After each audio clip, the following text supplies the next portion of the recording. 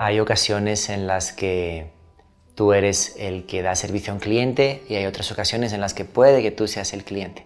Con lo cual, a la hora de redactar un documento de trabajo, tanto para trabajarlo tú y tu equipo o el equipo en el que estés, como para que trabaje tu agencia, si es que eres cliente, o tu proveedor, si es que tienes un startup que quieres que la gente conozca, es muy importante que sepas entonces tanto descifrar un brief, si estás del lado del proveedor, como escribir un buen brief, si estás del lado del cliente, para que de alguna manera todos puedan encontrar rápidamente un lugar común a partir del cual trabajar y no haya equívocos y situaciones confusas.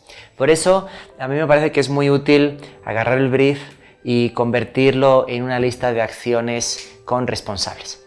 Este brief tiene una serie de cometidos, una serie de funciones de las cuales vamos a asignar a tal persona, a tal persona, a tal persona, a tal persona, para que sean quienes se encargan y así sea un documento mucho más manejable, despojado ya de toda la cantidad de parafernalia que, como habéis visto algunos de los ejemplos anteriores, pueden llegar a tener, ¿no?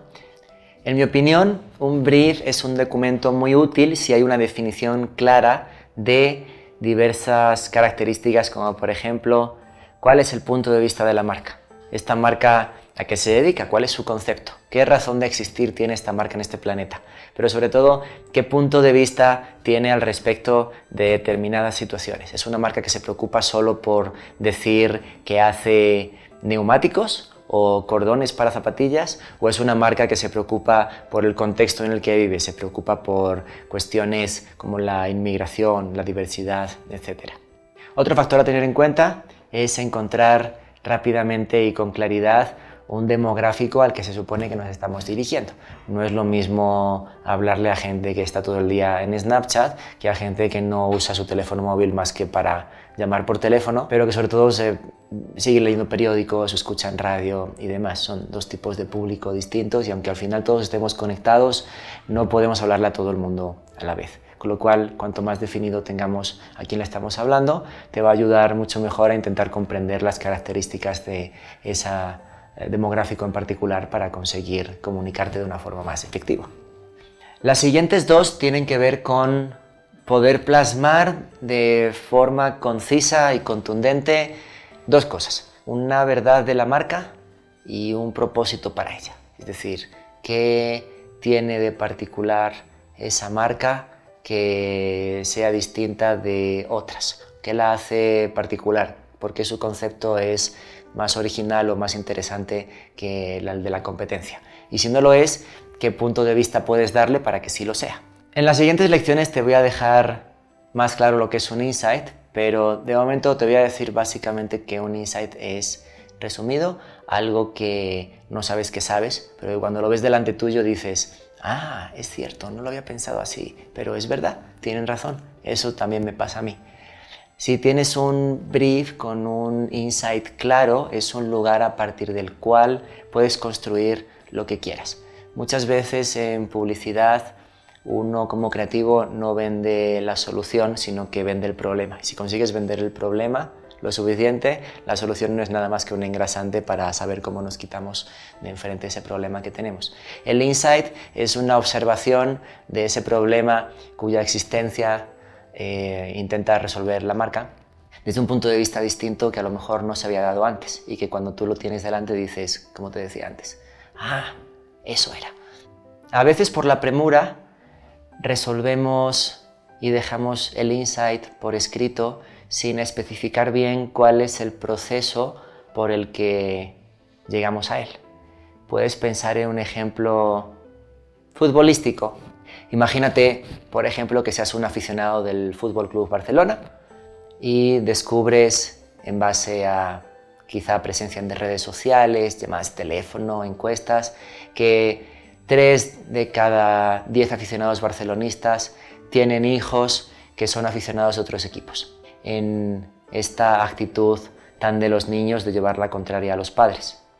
Si te lo planteas, tú podrías decir que el insight es: los niños le llevan la contraria a los padres todos los días, pero es muy distinto leer ese dato aséptico que alimentarlo del lugar del que tú vienes, haciendo que ese insight fuera la conclusión de una serie de otros datos que estuvieran sueltos. Por ejemplo, 3 hijos de cada 10 aficionados del Barça son aficionados de otros equipos. De alguna manera, ese desglose del insight en aquellas datos, apreciaciones, observaciones que te llevaron a él, nutren de alguna manera la calidad del insight, porque igual que reunimos términos para crear asociaciones nuevas, tú puedes tomar puntos de vista basándote en las observaciones que te llevaron a generar ese insight en el brief. Ayuda a definir en el brief en qué plataformas quieres estar y por qué. Y obviamente debería haber una congruencia entre la presencia en esas plataformas con el demográfico al que tú te quieres dirigir. Si quieres hacer algo para adolescentes y quieres hacer vallas publicitarias en la calle, a lo mejor es una disparidad que está no muy bien resuelta. A lo mejor si solo le hablas a adolescentes deberás preocuparte de estar más en plataformas como Snapchat, por decir un ejemplo. Y por último, ayuda mucho el especificar qué se desea que la creatividad genere en los usuarios. Compra compulsiva, emoción, compartir, lo que sea, puede ser cualquier tipo de comportamiento, pero debe intentar no dejar indiferente, debe intentar que genere una respuesta para poder de alguna manera medir qué es lo que estamos haciendo. Si no, todo queda como en el aire y nadie sabe exactamente para qué estamos haciendo lo que estamos haciendo. Así que, por último, insisto, ayuda a definir qué queremos que nuestras ideas generen en los usuarios. Además, hay alguna serie de tips adicionales que te puedo dar al respecto de situaciones complementarias a todo lo que ya hemos visto en el brief, que tienen que ver sobre todo con los clichés, cómo podemos hacer que nuestro brief vaya más allá de ellos. Por ejemplo, un cliché a día de hoy es: los millennials no saben lo que quieren, se gastan todo su poco dinero en experiencias y no en posesiones materiales. Claro, pero eso ya lo sabemos.